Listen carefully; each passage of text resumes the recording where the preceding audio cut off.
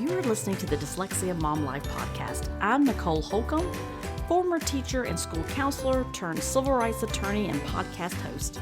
It wasn't that long ago that we learned the reason that our daughter was struggling to learn to read in first grade was dyslexia. Fast forward 4 years past many hours of research and collaborating with experts in the field of dyslexia, now I'm sharing the lessons I have learned that took me from being an overwhelmed mom who didn't understand dyslexia to a go-to mom who is helping hundreds of moms each week through education and collaboration. I created the Dyslexia Mom Life podcast to give you simple, actionable, step-by-step strategies and hacks to help you do the same.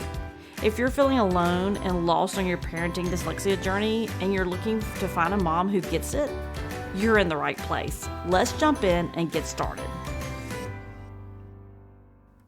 Hello, my friend. You are listening to episode 119, and I am so glad you're here today because I am diving into how to watch for and identify red flags and then what to do about them. So it is that time of the year where we start getting feedback from schools as it relates to the progress of our children.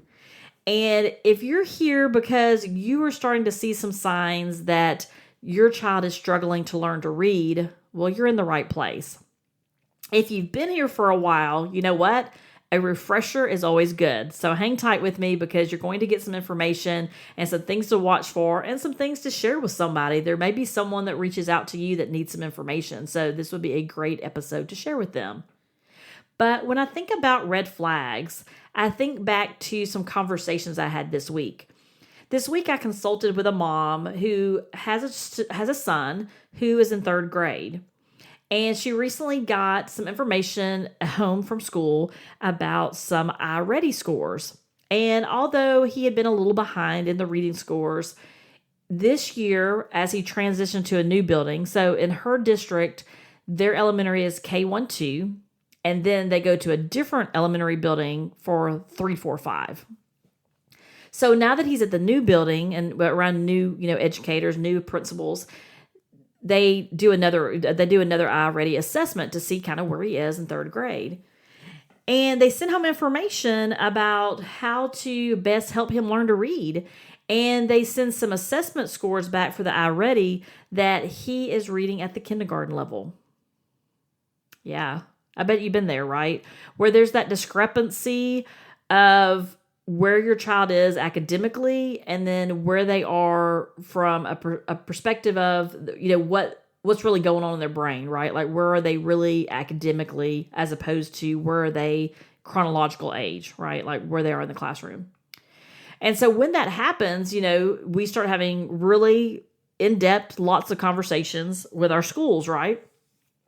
Now, the one thing this mom did that I really appreciated and I highly, highly recommend, and it's probably because she has a lot of educators in her family, is that, when you go into these meetings, approach the meeting that everybody is there for the best interest of your child, including yourself. So when you go in with that mindset, keeping in mind our children are watching us. They're watching how we role model, how we deal with conflict and difficult situations. They're also watching how we respond to others. And, I'm just as guilty as any mom. We do have a strong connection to these children, right? They are our babies, no matter how old they are. I've got a middle schooler now. She's still my kiddo, right? But when we think about when we initially learn this information, it can be really overwhelming, not really understanding the concepts and the pieces of maybe what they're even discussing. And maybe you had a bad experience in school as well. So, first off, I would say mindset's a big thing. Go in with an open mind, having conversations, not in a situation where you're accusatory. This mom could have walked in and been like, we're in third grade and he's reading at a kindergarten level. What did you do wrong? When you do that, human nature is for the person to be defensive. That's just human nature. So when we talked before her meeting, I was like, you're going on a fact-finding mission. You're going to collect and get as much information as you can. And then also I helped her get a letter ready to request testing. So she walked in with the mindset of, yes, I see at home too, there's some concerns and how can the school best help? But why I share that with you today is I thought about where you might be, and we're all at that time of the year that, luckily fall weather is happening, especially here in Georgia. This 90 something degree weather we're ready to get rid of. But it's also the time of the year where, the newness of school's worn off, the review periods have, worn off. Now we're actually into the meat of the school year. And if you haven't heard anybody say before, K through 3, sometimes K through 2, really is where our kids learn to read. And then 3rd or 4th grade, depending on your state and your district, starts transitioning into reading to learn. So when our kiddos get to that 3rd, 4th grade, it really starts showing. They're no longer able to just compensate for not being able to read. And so it starts showing up. And that's why you have a lot of kids identified in 3rd and 4th grade, although they can be identified earlier. Many times you might not see it till later as it relates to the school district identifying it and seeing it. So that's kind of where my week started, and had lots of conversations with this mom about, kind of brainstorming, the best way to approach this. The school did provide her the iReady scores and some recommendations from the state as far as how parents can help at home. So she went in armed with, the information that she had, and then also with just kind of, an openness about her to have conversations. And then she has a medical background, so she's very factually driven. And so, she was trying to focus on those factual pieces as well. All right, so what are some red flags, though, that we saw? So after we debriefed and had a conversation of their meeting, she said, it went great. The teachers were so supportive. Her son's a very likable kid. The kids like him. And so I just listened for a long time, listened to the conversation, sharing with me the different things that they had said. And then I realized that, there's some red flags in here. And there are some red flags that if you've not been through this before, or perhaps you've not been in education yourself as an educator or worked in a school district, you might not know that these are some signs to watch for. So I thought, hey, let me share it with you, because I feel like this is information you need to know so that you know what to listen for. And then if you hear someone else share this information, you can advise them, hey, this is kind of what I've heard that you should do. And then, would love if you would send them our way to listen to the podcast. So the first kind of red flag warning sign that I heard from her was when they had the conversation about the letter she had brought in to request testing. They were like, yeah, Mom, we'll be happy to test or do whatever you want done. But then they had more conversation with her, and they had conversation about, thinking back when that iReady, they did the iReady, it was kind of some commotion in class. Maybe we need to retake that. We can do that over several days. He's passing, he's got C's and D's, so he's doing, and he does well in math. So, as far as, sorry about that, as far as from like an academic standpoint, they felt like, hey, he's really thriving, and thriving being their definition, right? And so sometimes for some educators, thriving is not failing, right? Like you can be an average kid, and you may have heard that before from your schools as well. If your kid is average, sometimes teachers will say, it's okay to be average. Completely agree with that. But there's a difference, right? There's a difference from being average, which is fine. It's, I'm sure there's many subjects I'm average or below average on, but you should still be able to give your best, and you should still be able to be in a position where you have the tools to read and be successful. And as we know, reading is like the core of everything we do, right? So they said to her, he's doing pretty well. And so I was like, let me stop you right there. Let's have a conversation about that. She had already previously shared with me that he had A's and B's in kindergarten, first and second. So let that sink in for a minute. He had A's and B's, kindergarten, first and second. But yet he was being identified as a student that was only currently reading at a kindergarten level. Now we're looking at C's and D's, she said. And that got her attention as well. And I said, well, let me talk to you about dyslexia. Let me talk to you about what it looks like. And let's talk about that for a moment. So we did. And I said, first of all, our kids are really, they have such a creative piece of their brain that you might not know about yet. And they're able to compensate for areas that they struggle in, they figure out other ways to work around things. And so they figure that out as long as they can until they can't do it anymore. Now, that's all subconsciously. It's not like they wake up this morning and say, okay, I have a reading test. How do I, get around that? That's not what I'm talking about. A lot of it is just their body and their brain compensating and figuring out other ways. And it could be that maybe you have a very auditory learner like I do, where she can listen to a lecture and she can answer questions, or if someone reads a passage, she can answer questions. But if she's going to read it, it may sound really robotic because she's chopping it up as she decodes it. So it just really depends on your child's severity of dyslexia and kind of what that looks like. But we talked about that because I said, when you look at dyslexia, you look at, from the assessments we've seen anyway, is that most psychologists or most testing, assessment people, the marker of some of the dyslexia is that your child is average or above average intelligence, which I've seen a lot more of the above average, and this low score of, phonics, phonemic awareness, the pieces of reading, the cognitive and the reading comprehension have this large gap, if you will, in between each other. And I said, that's a sure tell that there's a concern there for dyslexia. And the other red flag there to me is, does the school really understand a dyslexic brain? Because this is where sometimes teachers miss it because they don't understand how dyslexia works. And so when you have kids that are not failing everywhere, then they're fine, right? And so when you have kids that are really smart in other areas of their day, then it's hard for educators to wrap their mind around, how can this kid be so bright in one area but not in the other? So then you start hearing things about, do you read at home? How do they do homework? You start hearing, oh, well, maybe they should try harder. Maybe he's not focusing. You start hearing those pieces sometimes. So that's one of the red flags I would say to listen for is if your students' reading scores are below grade level, but yet the school's saying, well, they're not failing yet, or they're just not failing, period, then we're good. Yeah, no, your child deserves to learn to read. Okay.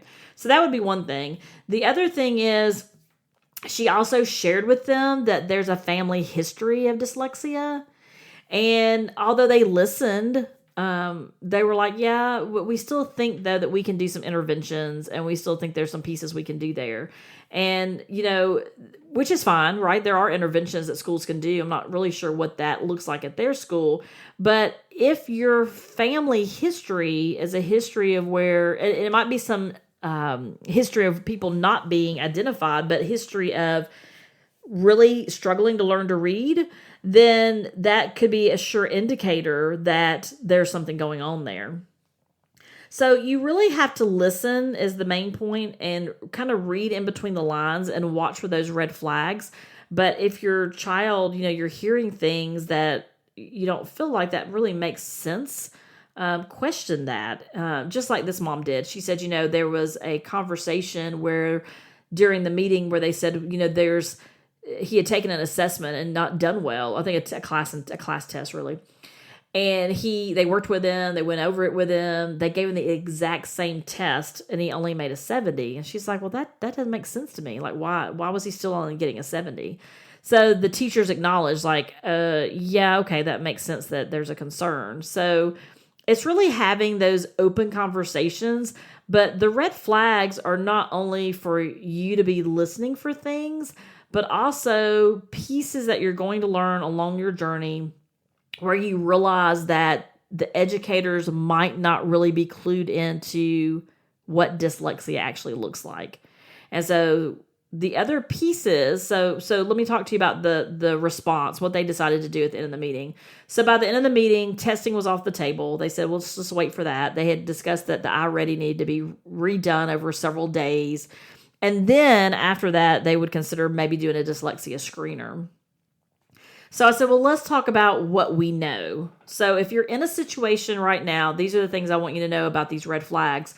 when you think about postponing a formal testing situation for your child, or you think about, well, yeah, they're getting by, they're struggling, but they're getting by. But when you have that large gap of discrepancies of your child not reading on grade level, there are some things you want to look at. So we talked about that. I was like, okay, so you can choose to kind of stay the course, right? And they were going to put some things in place for, him as well, for some interventions.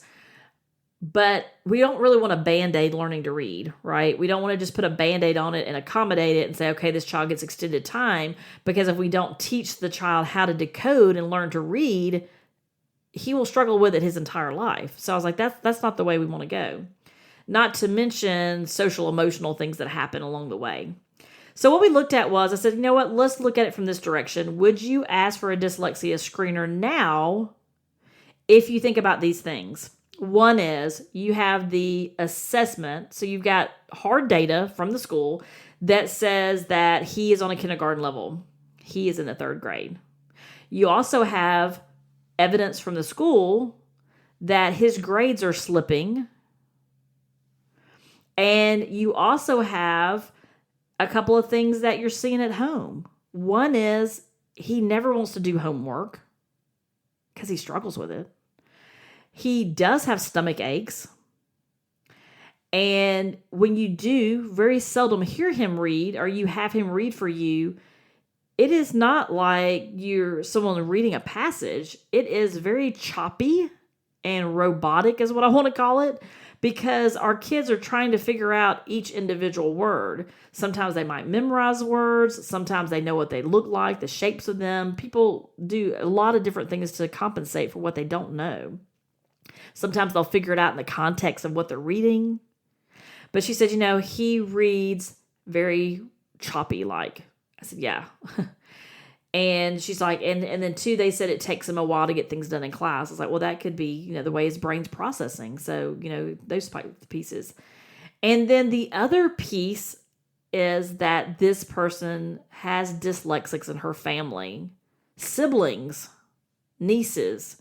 So I was like, you have a strong family history. She even confided and said, I don't even like to read now as an adult. I've always struggled with reading something and then going back and remembering it. So that reading comprehension had been a concern and reading had been not something that was enjoyable. So I said, knowing all those pieces, what do you think you would want to do? Because ultimately it's your decision as a family what your next steps would be. So we looked at, some of the things we were hearing the school say, although very supportive, but at the same time saying things that indicated that they might not have a real grasp on what a dyslexic learner looks like. And as we hear things that sound that way, then what do we do about it? Do we just stay the course? And she's like, I'm going to reach back out. So she made the decision the same day of the meeting that after we kind of debriefed and had conversations, that she was going to reach back out and say, you know what, we have many hour ready scores since kindergarten. Let's put that on hold. Let's put that on hold and do the hour dyslexia screener that they have and figure out, is there some pieces there that identify him as being a student that might be dyslexic? To me, that made the most sense, right? Because at the end of the day, once she goes through the screening process with her son, she'll know if he needs formal assessment and testing. And then the school actually does have dyslexic screeners that come in and screen once a week. They have individuals that come in and work with students specifically on dyslexia. They do have some reading intervention in place that he's going to do anyway. But why not take advantage of the resources that are there? Of course, we'll circle back and have some conversation about what those look like.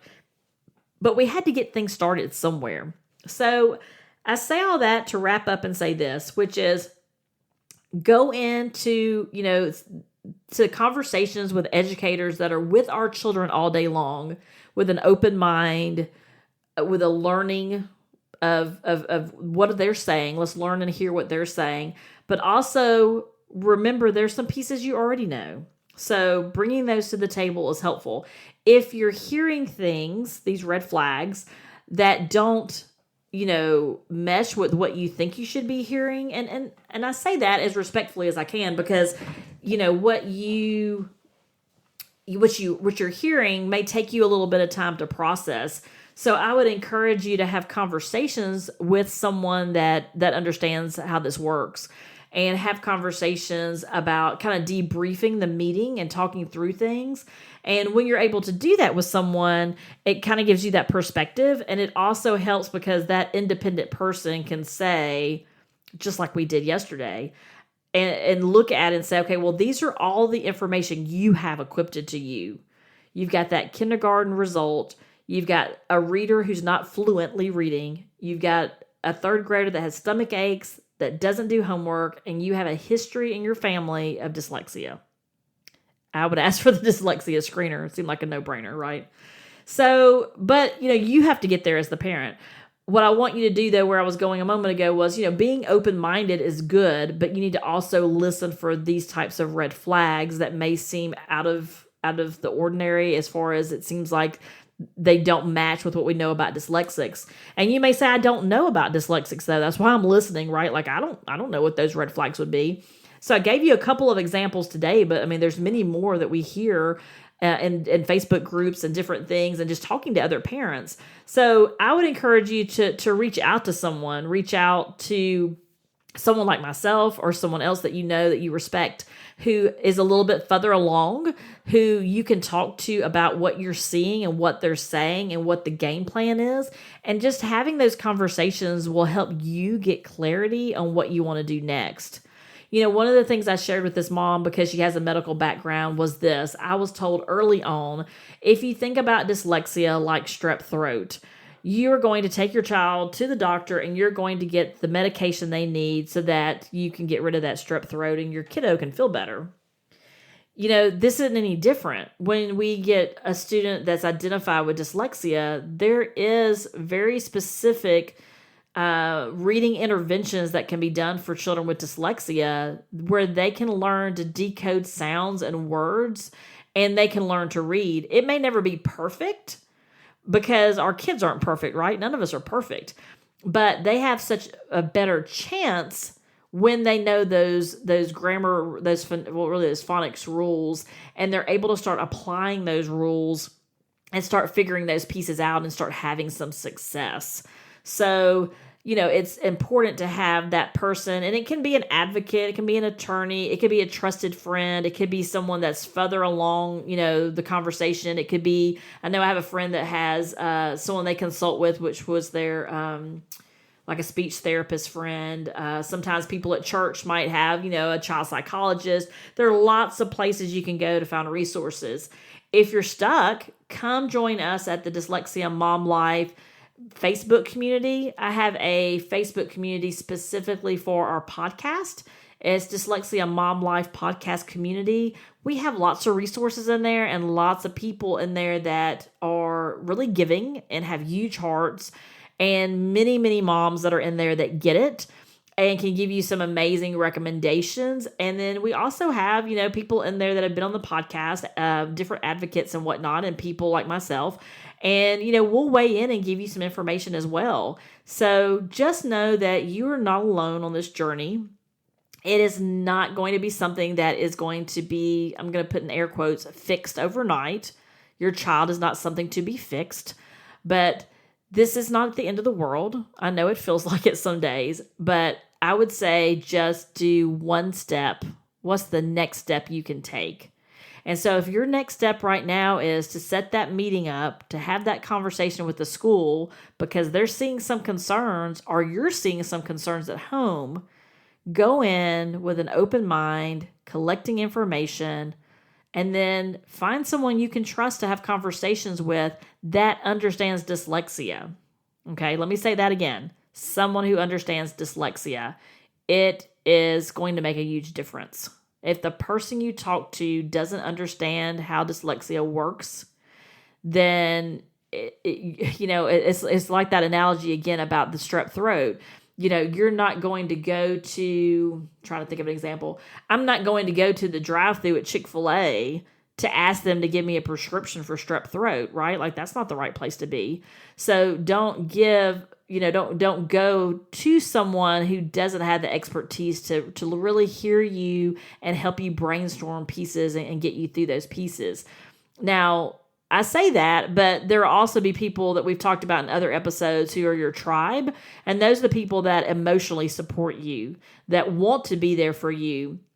You're absolutely going to need those people as well to get you through this journey. But what I'm talking about is, as you walk out of these meetings and you're trying to make sense out of things, you need someone to objectively help you make sense out of things and to help you get some perspective. Okay. So at the end of the day, I know you've got this and we've got this and we are here for you. Please come join our Dyslexia Mom Life podcast community Facebook group. You can also find me on Instagram on Dyslexia Mom Life.